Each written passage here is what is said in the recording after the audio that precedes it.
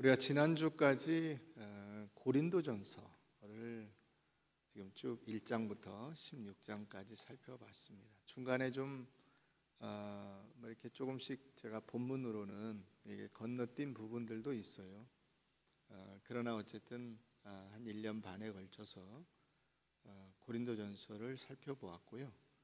이제 오늘부터는 다시 우리가 처음에 그 전에 살펴봤던 요한복음을 지난번에 4장까지 우리가 봤는데 4장의 수가성 여인 이야기까지 봤어요. 그리고 나서 이 4장 뒷부분은 어저께 금요일 날 제가 말씀을 전했고, 이제 어제 그저께죠. 오늘부터는 우리가 5장부터 해서 요한복음을 또 가는 데까지 가보도록 하겠습니다. 이 요한복음, 여러분 성경을 읽을 때 유의하셔야 되는 것이 뭐가 있냐면, 그 성경에 나오는 그 중요한 단어들이 있어요. 그 단어의 의미를 아는 것만으로도 굉장히 말씀을 잘 이해하는 데 도움이 됩니다. 이 요한복음에서 굉장히 중요한 단어 가운데 하나가 뭐냐면 이 표적이라고 하는 단어예요. 표적. 이 표적과 기적은 차이가 있어요. 기적은 단순히 초자연적인 사건이에요. 그래서 오늘 말씀도 38년 된 병자가 기적적으로 나았다. 이거 기적이죠.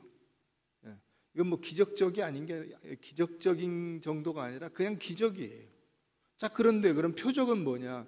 그게 기적 자체가 목표가 아니라는 거예요. 표적은 그 기적적인 사건이 하나님이 누구시며 예수가 누구시며 하나님이 어떤 일을 하시려고 계획하시며, 그래서 그 한 사람, 다시 말하면 오늘 본문에서는 이 38년 된 병자 한 사람에 관련된 이야기가 아니라 누구의 이야기예요? 그게 나의 이야기고, 우리 인간에 관한 이야기고, 내가 하나님의 그 은혜 가운데 어떻게 이 38년 된 병자와 같이 크신 은혜 속에 살아가게 되었는가 하는 것을 나타내는 사건이 표적이에요. 그래서 이 요한복음에는 7가지의 표적이 나와요. 첫 번째 표적은 요한복음 2장에 나오는 가나의 혼인잔치에서 예수님께서 물을 포도주로 바꿔놓으신 사건이죠. 그 다음에 두 번째 표적이 우리가 4장 뒷부분에서 금요일 날 살펴본 이 왕의 신하의 아들을 고쳐주신 사건이에요. 그리고 세 번째 표적은 오늘 우리가 살펴본 이 38년 된 병자를 고치신 사건이에요. 네 번째 표적은 6장에 나오는 오병이어 사건이에요. 다섯 번째 표적은 6장 후반부에 나오는 예수님이 물 위를 걸으신 사건이에요. 여섯 번째 표적은 요한복음 9장에 나오는 나면서부터 날 때부터 소경이었던 사람을 고쳐주신 사건이에요. 그리고 일곱 번째 표적이 뭐냐면 죽은 나사로를 다시 살려주신 사건이에요.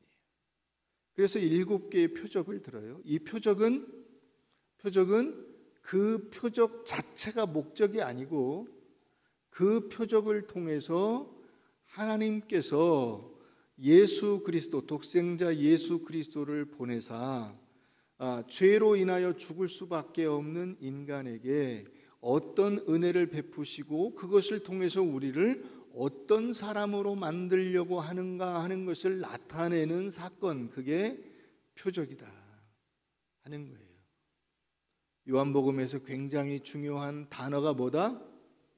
표적이다. 표적이라고 하는 거예요. 자, 이 오늘 사건의 초점은 이 38년 된 병자가 나았다는 데 있지 않아요. 나았다는 데 있는 것이 아니라 예수님께서 어떻게 절망적인 이 38년이나 이 그 병으로 고통을 받고 있지만은 아무리 나으려고 해도 나을 수 없었던 이 인간에게 다가오셔서 그 사람을 회복시켜 주시는 그 은혜를 베풀어 주시고 그리하여 이 사람이 온전케 되었는가 하는 것을 나타내는 사건이에요. 초점이 거기에 있어요. 이 사람이 낫다. 이거는 그 자체로는 아무것도 아닌 거예요. 예수님이 그걸 뭐 누구에게 행하신다 만다 이런 차원의 이야기가 아니라 이게 우리 이야기다. 이게 우리 이야기다. 네 이야기다. 내가 38년 된 병자다. 그거를 우리에게 말씀하시려고 이 사건을 보여주시는 거예요. 그래서 이걸 표적이라고 하는 것입니다. 예수님께서 한 중풍병자를 찾아오셨어요. 그런데 이 사람에게 예수님이 물으시죠. 내가 낫기를 원하느냐? 그러면 이 사람이 뭐라고 이야기를 해야 돼요? 주여 저를 불쌍히 여겨 주시옵소서. 이렇게 해야죠.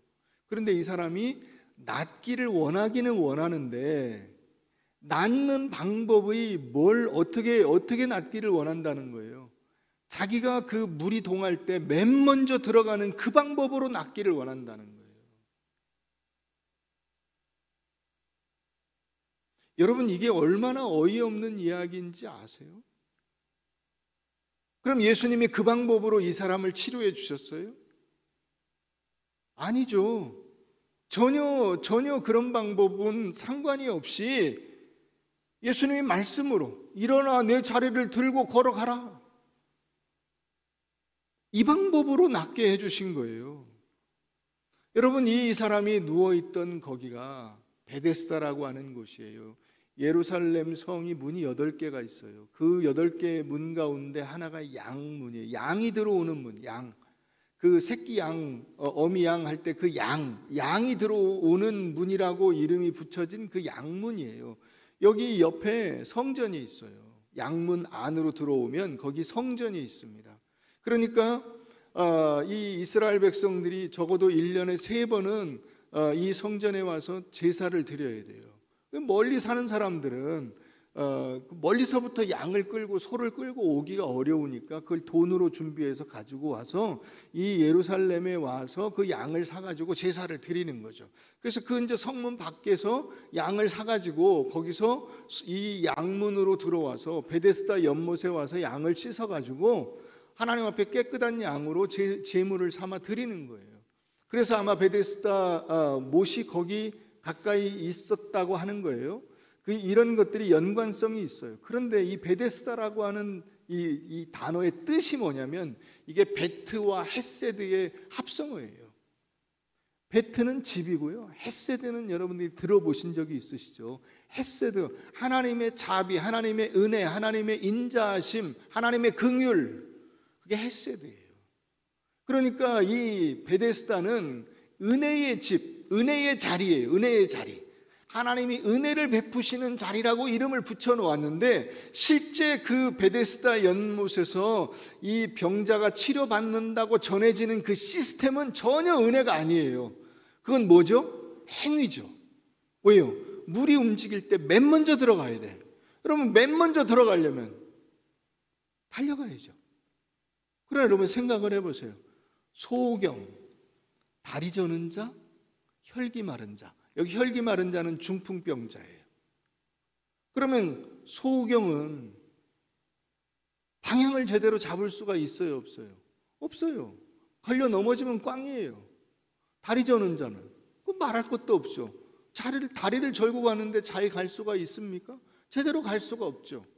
중풍병자는 똑같죠. 다리 저는 자나 중풍병자나 소경이나 다 제 앞가림을 못하는 자들이에요. 그런데 이 사람들이 뭘로 나을 수 있다고요? 뭘로? 어떤 방법으로? 제일 먼저 달려 들어간다는 거야. 그런데 이 사람도 누워가지고 내가 낫기를 원하느냐 그랬더니 제가 낫기를 원하기는 하는데 거기에 물이 동할 때 맨 먼저 들어가는 방법으로 나아야 되는데 하나님 그것을 내가 달려갈 힘은 없고 거기 넣어줄 사람도 없습니다. 이렇게 말하고 있어요. 여러분 세상이 여러분들에게 이런 함정을 파놓죠.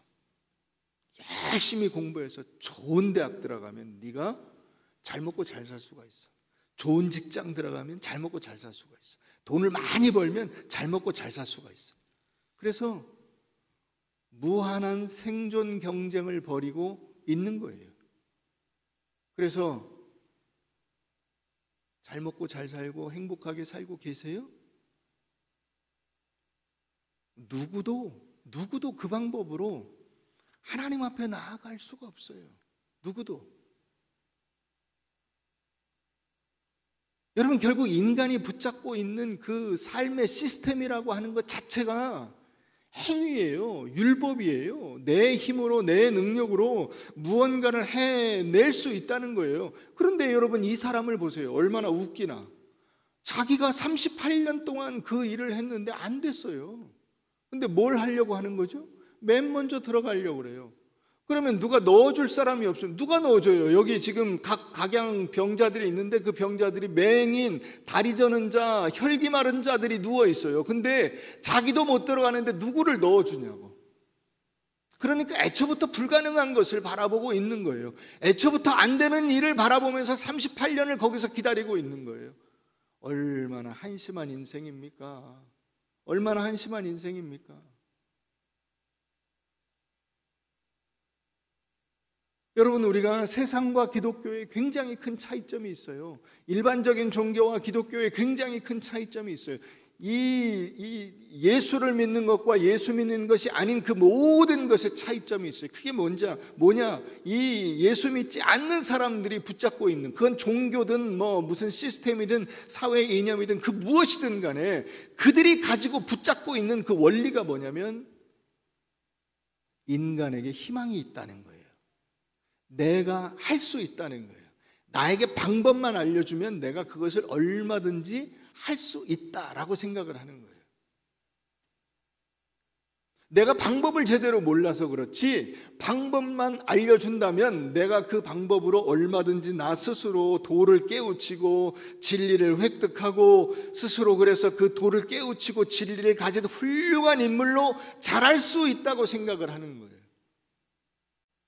인간의 가능성, 인간에게 희망을 두는 그 관념을 가지고 있어요. 그걸 우리가 흔히 세상에서 인본주의라고 이야기해요. 인본주의. 사람에게 얼마나 희망이 있고 사람이 얼마나 할 수 있느냐. 당신은 할 수 있다. 당신은 얼마든지 어려움을 이겨낼 수가 있습니다. 여러분, 어려움을 이겨내고 싶지 않은 사람이 어딨냐고요. 안 되는 거 아니에요. 그게 안 되는 거 아니야. 좋은 대학에 들어가고 싶지 않은 사람이 어딨냐고요. 좋은 직장에 들어가고 싶지 않은 사람이 어딨냐고요. 돈을 많이 벌고 싶지 않은 사람이 어딨냐고요. 그게 안 되는 거 아니에요. 근데 그걸 여전히 붙잡고 일생을 그 원리를 붙잡고 살려고 하는 거예요. 38년 된 병자.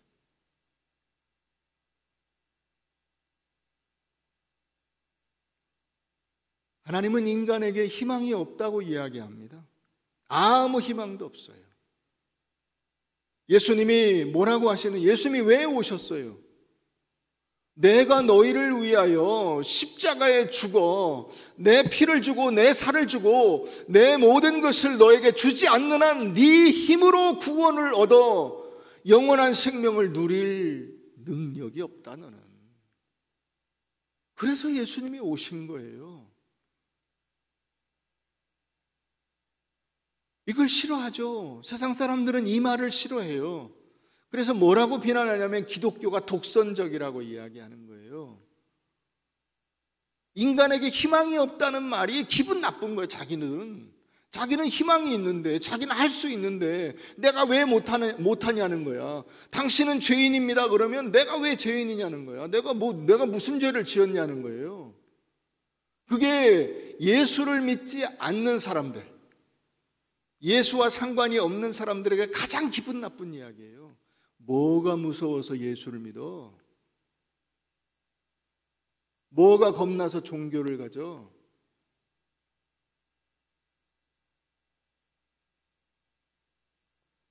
그래서 그 사람들은 뭘 알려주면 자기가 할 수 있다는 거야. 알려만 주라는 거야. 똑바로. 여러분들 중에도 그런 그 생각들을 가진 분들이 많아요. 가끔 그런 얘기하는 분들이 있어요. 아, 그렇구나. 진작에 그렇게 쉽게 설명을 했으면 내가 알아들었을 텐데. 전혀 아닙니다. 성령께서 여러분들의 귀를 열어주시고 눈을 열어주시고 여러분들의 마음을 열어주셔서 깨닫게 해주시니까 그제서야 아, 그렇구나 하게 되는 거지, 다른 분이 설명을 못해서 그런 게 아니에요. 어느 순간 그 말씀이 들리고요, 어느 순간 그게 보이고요, 어느 순간 그게 깨달아지고요. 어느 순간.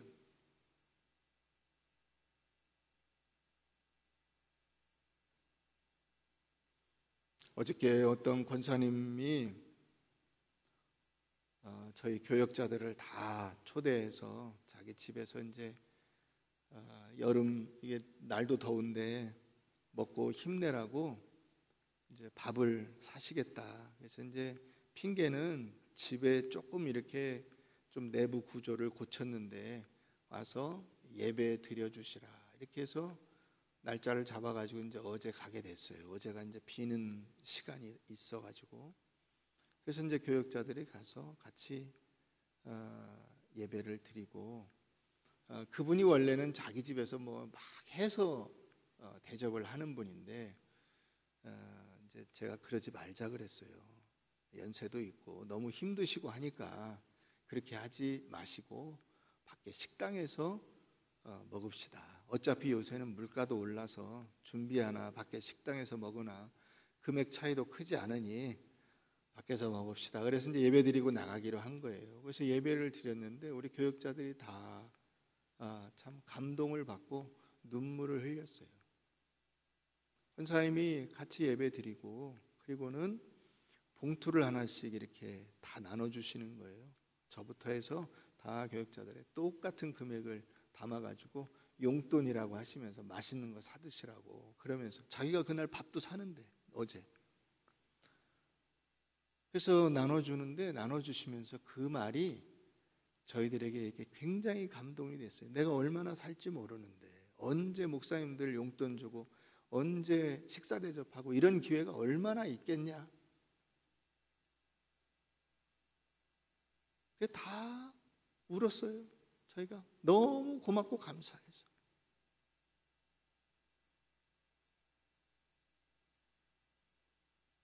여러분 그런 마음이 그분이 그러시더라고. 내가 어느 날 생각하는데 그런 생각이 들더라.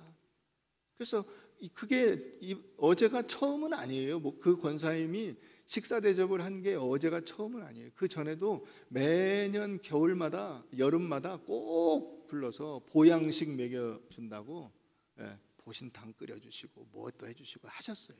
근데 어제는 그 말씀을 하시는데 우리가 다 마음이 너무 감사한 거예요. 저도 눈물이 나고. 여러분 그게 내가 생각한다고 해서 되냐고요. 그 권사님도 그러시더라고. 어느 날 내가 그 생각이 들더라. 깨달음이 오더라.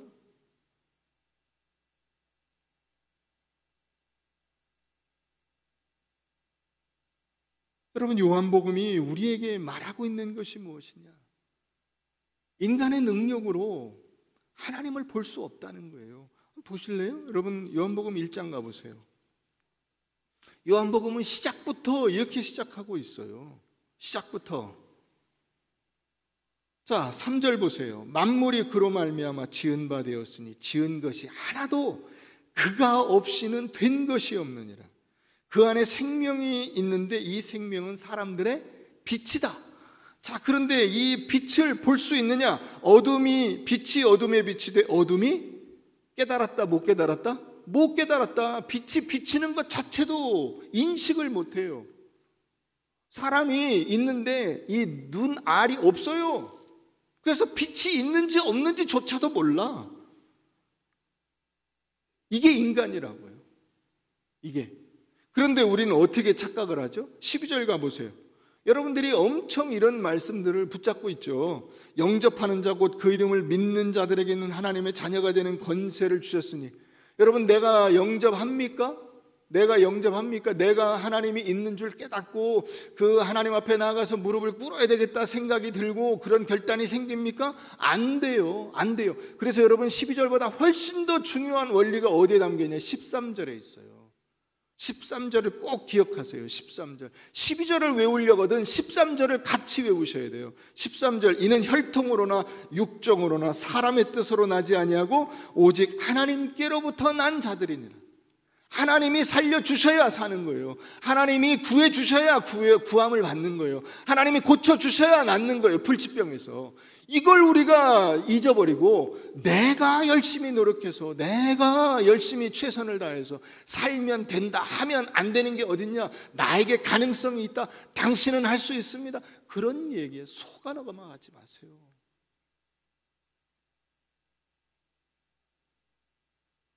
그것을 또 확인해 주는 것이 니고데모 이야기예요. 3장에 가면 니고데모 이야기가 나와요. 니고데모가 예수님에게 와서 이 구원에 대해서 묻습니다. 그랬더니 예수님이 그렇게 이야기를 하세요. 진실로 진실로 내게 이르노니 사람이 거듭나지 아니하면, 이 거듭난다는 말 옆에 조그만 숫자가 있어요. 그거 밑에 위에 다른 말로 번역이 가능한 대체 구절이 나와 있죠. 거듭나지 아니하면, 이게 뭐라고 돼 있어요? 위로부터 나지 아니하면 하나님의 나라를 볼 수 없느니라. 하나님의 나라에 들어갈 수 없느니라. 들어갈 수 없다는 말은 5절에 나와 있죠. 사람이 물과 성령으로 나지 않으면, 이게 위에서 나는 거죠. 하나님의 나라에 들어갈 수 없느니라. 너는 네 힘으로 안 된다는 거예요. 니고데모가 어떤 사람이죠? 니고데모는 많이 배운 사람이고 높은 자리에 있는 사람이고 나름대로 열심히 신앙생활하는 사람이에요. 그러니까 자기의 어떤 그 지식이나 혹은 그 사회적 지위나 혹은 종교적 기반이나 이런 것들이 완벽한 사람인데, 이 사람에게 예수님이 뭐라고 하신다고요? 너 네 현재 상태로, 네 지식으로, 능력으로, 사회적 그 권능으로, 네 열심으로 안 돼. 넌 죽었다 깨나도 안 돼. 그 얘기예요. 죽었다 깨나도 안 돼. 거듭나야 돼. 다시 죽었다가 다시 살아나야 돼. 그래야만 구원이라는 것을 뭔지 알 수가 있어. 이렇게 이야기해요.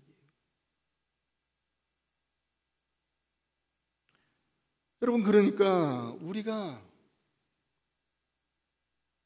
이 요한복음을 통해서 바라봐야 할 것이 무엇이냐면, 여기에 어떤 기적이 있다든가 어떤 능력이 있다든가 그것을 보는 게 아니에요. 복음서는 그걸 알려주려고 하는 게 아니라 그 모든 인간의 실패를 가능하게 만드는 하나님의 은혜가 있다는 것을 나타내 주는 거예요. 하나님의 은혜.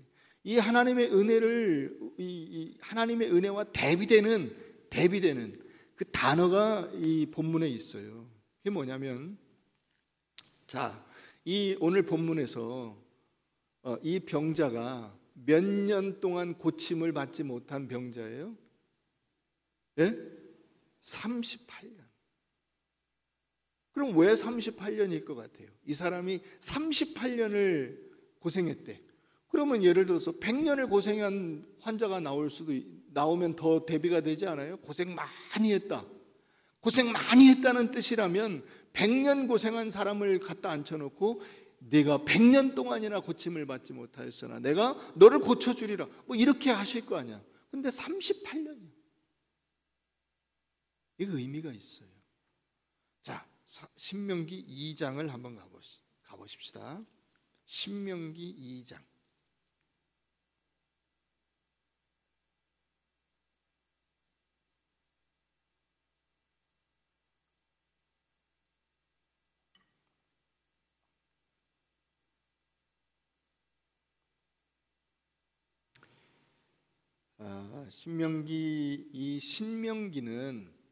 신명기 신자가 다시라는 뜻이에요. 다시. 그러니까 하나님의 명령을 다시 기록했다. 그게 신명기예요. 그러면 처음에는 누구에게 기록했어요? 처음에 애굽에서 막 나온 이스라엘 백성들에게 처음 그 출애굽기 이제 20장부터 시작해서 십계명이 나오고 그 다음에 여러 가지 율법을 쭉 말씀을 하시죠. 그게 애굽에서 나온 이스라엘 1세대, 광야 1세대에게 하나님께서 주신 명령이 그 출애굽기에 나오는 명령이에요. 이 사람들이 이제 애굽을 건너서 지나서 홍해를 건너서 이제 가나안 땅, 하나님이 약속으로 그 주시겠다고 한 그 젖과 꿀이 흐르는 그 땅, 거기로 갔어요. 그런데 거기 가서 자기들이 한번 그 땅을 정탐해 보겠다는 거예요. 이게 정탐 명령이 하나님이 주신 정탐해라 하신 게 아니에요. 지들이 하겠다고 한 거예요. 그래서 하나님이 허락을 하셨어요. 그래, 갔다 와라. 갔다 오더니 못 들어가겠다는 거야. 그걸 정탐하고 오더니. 왜? 가보니까 그 가나안 땅에 사는 사람들이 등치가 자기들하고 비교가 안 되게 좋고 좋은 무기를 가지고, 요즘에야 여러분 총이 있으니까 뭐 사이즈에 사람 크기에 상관없이 총으로 쏘면 되지만 옛날에는 몸으로 싸우는 거잖아요. 그러니까 이 등치 큰 게 굉장히 중요한 거예요. 그러니까 딱 가서 보니까 겁이 나는 거야. 등치도 크지, 무기도 좋지, 성도 쌓아놨지. 자기들이 생각할 때는 그 성을 타고 올라가서 거기에 그 사람들과 싸워서 이긴다는 것은 인간적으로 도저히 불가능한 것 같아. 그래서 못 들어가겠다고 한 거예요. 여러분, 그러면 생각을 해보세요. 지들이 애굽에서 나올 때는 애굽 사람들하고 싸워서 이겼어요? 여러분, 그 당시 애굽은요, 세계 최상의 선진국입니다. 애굽의 문물이 여러분 피라미드를 보면 아시잖아요. 어느 정도였을지. 근데 거기서 빼내주셨잖아. 거기서 자기들이 한 거 아무것도 없잖아. 가나안 땅, 거기보다 훨씬 못한 문명을 가지고 있어요. 거기를 약속하셨으니까 주시겠다는데 거길 못 들어가겠다는 거야. 이유가 뭐냐? 우리 힘으로 그들과 싸워서 이길 자신이 없다는 거예요. 이런 바보 같은 이야기가 어디 있어요? 그래서 하나님이 뚜껑이 열렸어요. 열받아가지고, 그래, 그럼 들어가기 싫으면 마라. 안 들어가면 니들 손해지 뭐. 그래서 거기 정탐한 그 날짜 40일을 하루를 1년씩으로 계산해서 40년을 너희들 광야에서 지내라. 그 40년이 어떤 시간이에요? 그 출애굽 1세대가 광야에서 죽는 시간이에요.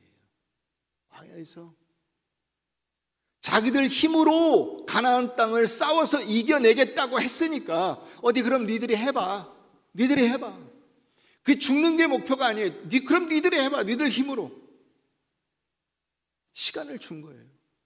그게 40년입니다. 7절 보세요. 내 하나님 여호와께서 내가 하는 모든 일에 내게 복을 주시고, 이 40년 동안에 내가 이 큰 광야에 두루 다님을 알고 내 하나님 여호와께서 이 40년 동안을 너와 함께 하셨으므로 내게 부족함이 없었느니라. 몇 년이에요?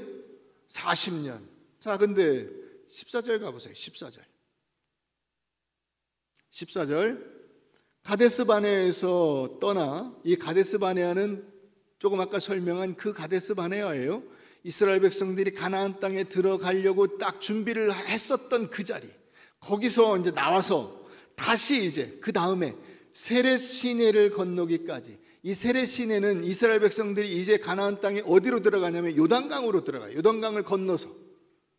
그래서 처음 1세대는 홍해를 건너 나왔고, 두 번째 이 광야 2세대는 요단강을 건너는 거예요. 요단강을 건너는 자체가 뭘 의미해요? 우리 힘으로 이 땅을 얻은 게 아니라는 걸 말해요. 우리 힘으로 이 강물에 들어가서 빠져 죽을 수밖에 없는데 거기서 건져내 주시는 거예요. 그래서 세렛 시내가 나오는 거예요. 자, 세렛 시내를 건너기까지 몇 년 동안이라? 38년. 여기서 38년이 나와요. 그러면 2년은 어디 갔어요? 앞에는 40년이라 그랬는데 여기는 38년. 그 홍해를 건너서 가데스 바네아까지 처음에 갈 때 2년을 걸린 거예요. 이 2년은 원래 2년이 걸릴 거리가 아니에요. 그 홍해에서부터 이스라엘 백성들이 시내산을 지나서 광야 건너서 가나안 땅 앞에까지 가는 그 거리는 보통은 한 달 잡고요. 짧게 빨리 잡는 사람들은 열흘이면 갈 수 있다고 봐요. 그런데 그 거리를 2년을 걸려서 갔어요. 왜 그랬을까? 홍해를 건너자마자 물이 없어요. 먹을 게 없어요. 힘들어서 죽겠어요. 불평, 원망, 불평, 원망, 불평, 원망.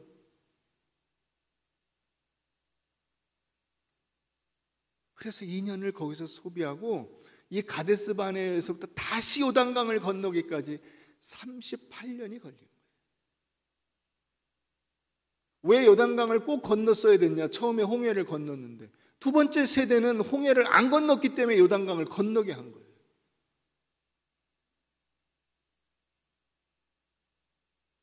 여러분, 그러니 이 38년은 어떤 기간이에요? 이건 오래 기다렸다는 뜻이 아니에요. 38년 된 병자가 38년을 고생한 것, 그게 어떤 의미냐? 오랫동안 너 힘들었겠구나, 그 뜻이 아니고 네 힘으로, 네 열심으로, 네 노력으로 네가 하려는 그 방법으로 해보니까 되대? 안 되지. 그게 38년이에요.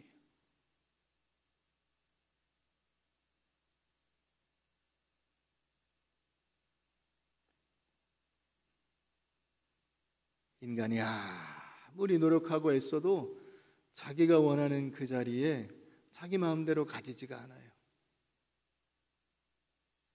그게 38년이에요.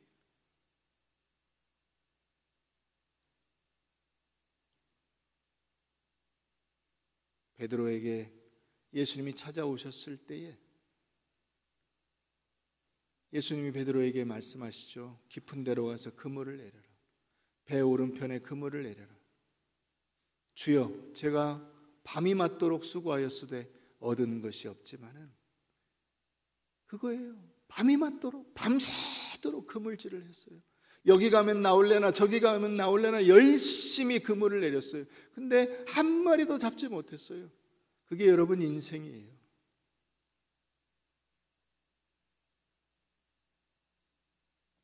자, 로마서 3장을 가봅니다. 로마서 3장.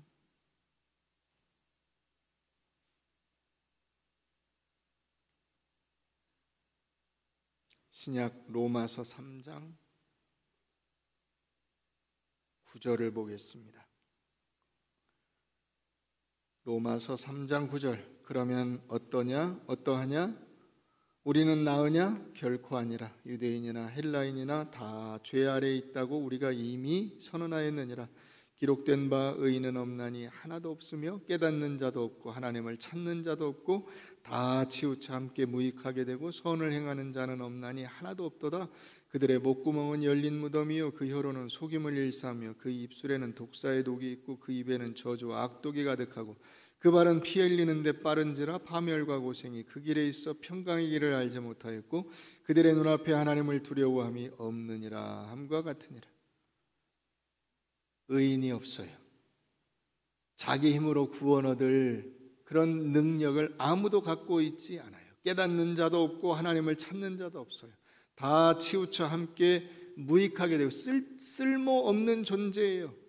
쓸모없는 존재. 선을 행하는 자는 없나니 하나도 없도다. 평강이 없어요. 파멸과 고생뿐이에요. 그런데도 하나님을 두려워하지 않아요. 그런데도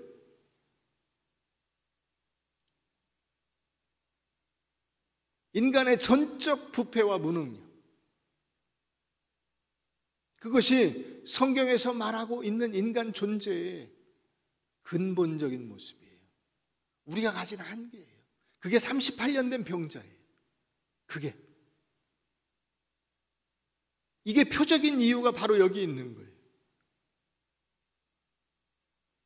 자, 19절 가보세요. 우리가 알거니와 무릇 율법이 말하는 바는 율법 아래에 있는 자들에게 말하는 것이니 이는 모든 입을 막고 온 세상으로 하나님의 심판 아래 있게 하려 함이라. 그러므로 율법의 행위로 그의 앞에 의롭다 하심을 얻을 육체가 없어요. 없나니 율법으로는 뭘 깨달아요? 죄를 깨달아. 이 죄라는 게 뭐예요? 자기의 무기력함을 깨닫는 거예요. 자기의 무기력함. 내가 얼마나 노력해도 안 되는 존재인가? 애쓰고 애쓰지만은 안 되는 존재인가? 의롭게 살리라, 하나님을 의지하리라 아무리 결단해도 안 되는 존재인가? 내가 하나님의 말씀에 순종하리라 아무리 말씀드려도 하나님께서 왜 들어주시지 않는가? 내가 어떤 존재인가? 이제는 율법 외에 하나님의 한 의가 나타났으니 율법과 선지자들에게 증거를 받은 것이라. 그 증거가 뭐죠? 하나님의 한 의가 뭐죠? 예수 그리스도를 믿음으로 말미암아 모든 믿는 자에게 미치는 하나님의 의인이 차별이 없느니라. 아멘. 하나님께서 우리에게 주시는 의로움이 예수 그리스도예요. 여기 예수 그리스도를 믿음으로 한 것에 여러분 속지 마세요. 이 믿음이라고 하는 단어는 여러분들이 생각하는 그 믿는다는 행위가 아니에요. 여기 이 믿음은 명사예요. 다른 말로 바꾸면 하나님께서 여러분들에게 너 믿음으로 구원받았어 라고 인정해 주시는 하나님의 은혜, 하나님의 사랑이에요.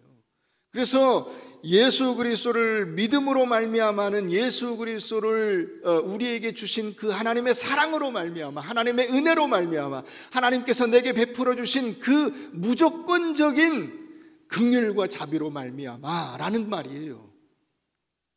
이것을 많은 분들이 오해해요. 그래서 바리새인처럼 되는 거예요. 자기들이 율법을 지킴으로 의롭다함을 얻는다고 착각을 하는 거죠. 내가 예수를 믿었다라고 착각을 하는 거예요. 아니라고, 그 뜻이 아니라고. 이건 행위와 대비되는 개념으로 믿음이에요. 내가 예수를 믿었어 이런 거 아니고 하나님이 너한테 선물로 주신 거야. 예수를 선물로 주신 거야. 새 생명을 선물로 주신 거야. 너는 죽었다 깨어나도 얻을 수 없는 그것을 하나님께서 선물로 주신 거야. 왜 죽었다 깨어나도 안 되죠? 우리 힘으로 살아날 수가 없으니까 죽었다 깨어나도 안 되는 거예요. 근데 하나님이 예수 그리스도를 죽였다가 살리심으로 우리에게 새 생명을 주신 거 아니야. 이게 죽었다 깨어나도 되는 일이에요. 이것을 예수를 믿는데도 너무 많이 착각을 하는 거예요.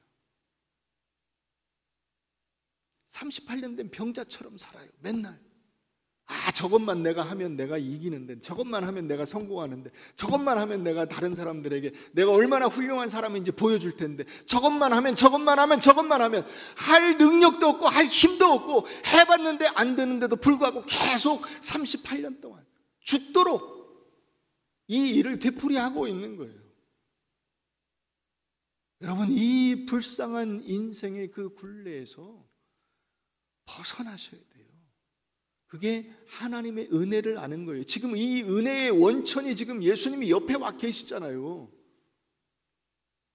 오리지널 은혜가 지금 자기 옆에 있잖아요. 근데 자기는 뭔만 바라보고 있어요?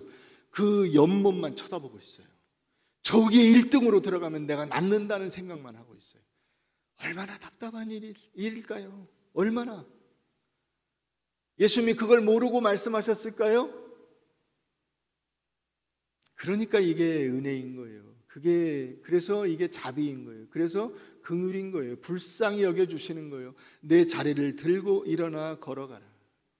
할렐루야. 여러분, 이 은혜를 여러분들이 깨닫게 되기를 주의 이름으로 축원합니다. 하나님이 내게 은혜를 베푸셔서 내 인생에 내가 뭘 하고 뭘 만들고 내 열심으로 무언가를 이루고 하는 이와 같은 것으로 예수를 믿지 않도록 돌이켜야 돼요. 그러니까 여러분, 기도하는 것도 보면 어떤 때는 정말 답답할 때가 너무 많아요. 기도로 설교를 하려고 하고 기도로 연설을 하려고 하는 경우가 너무 많아요. 여러분, 기도는 뭐예요? 하나님, 제가 힘이 없습니다. 저를 좀 도와주십시오. 저 아무것도 못하겠습니다. 힘도 없고 능력도 없고 할 의지도 없습니다. 하나님, 제게 은혜를 베풀어 주셔서 저를 구해 주십시오. 이게 기도예요.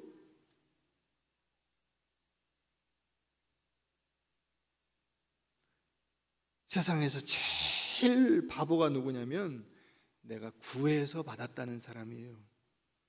내가 남보다 열심히 노력해서 얻었다는 사람이에요. 그게 제일 바보예요. 여러분, 여러분들의 인생을 지금 한번 돌아보세요. 열심히 노력해서 만드셨어요? 아직도 그렇게 생각하세요? 다 하나님의 은혜죠. 다 은혜예요. 어떻게 그렇게 됐는지 생각하면 깜짝 놀랄 수밖에 없어요. 야, 정말 이렇게 하나님께서 은혜를 베풀어 주셨구나, 나에게. 얼마나 큰 은혜인지를 아세요?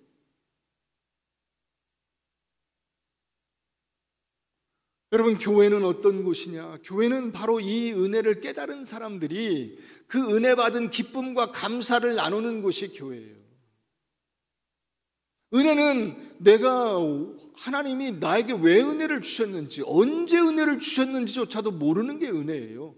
그걸 언제쯤 깨닫냐면 나중에 그게 다 지나가고 나서 얼핏 깨닫는 거예요. 야, 내가 이렇게 된 게 정말 하나님의 크신 은혜였구나. 그걸 내가 그때는 몰랐구나.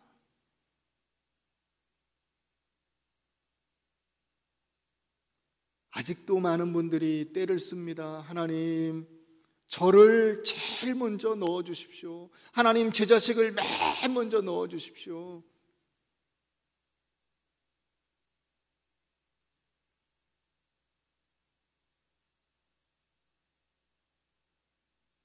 제발 다른 사람들에게 자랑하고 자기가 얼마나 능력 있고 힘 있는 사람인가를 자랑하기 위해서 신앙생활 하지 마세요. 우리는 이미 받은 은혜를 출발점으로 하고 있는 거예요. 여러분들이 38년 된 병자예요. 그러면 지금 연못가에 누워 있으면 돼요, 안 돼요? 안 되죠. 지금 자리를 들고 걸어가는 거예요. 이미 여러분들은 걸어 다니고 있는 사람들이에요. 근데 수많은 그리스도인들이 자기들이 그리스도인이라고 하면서도 이 멘탈리티는 어떤 멘탈리티를 갖고, 어떤 마음을 갖고 있냐면, 마음 자세를 지금 베데스다 연못가에서 물이 동하기를 기다리는 그런 마음을 가지고 확 아무 때나 막 내가 확 들어가서 이겨버리리라. 너는 그래서 안 되는 거야. 나처럼 해봐. 이런 마음을 가지고 있어요. 아직도.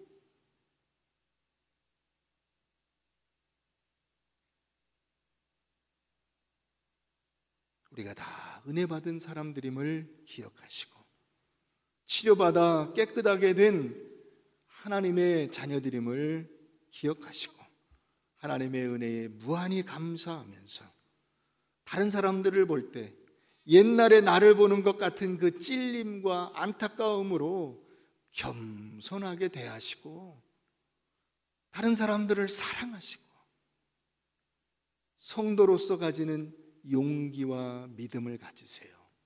용기는 뭐냐? 자기의 솔직한 모습을 드러낼 수 있는 거예요. 남들 앞에서 자기가 대단한 사람이라고 자꾸 목에 힘주지 마시고 눈 세모꼴로 뜨지 마세요.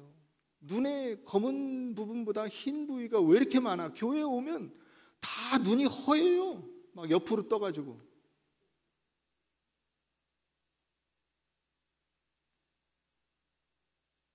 하나님의 자녀가 가지는 영적 실체에 대한 정직함을 가지시고 주님 앞에 감사함으로 그리고 이웃을 향해서는 넉넉함으로 관용으로 기쁨으로 감사로 우리 교회를 만들어 가십시다.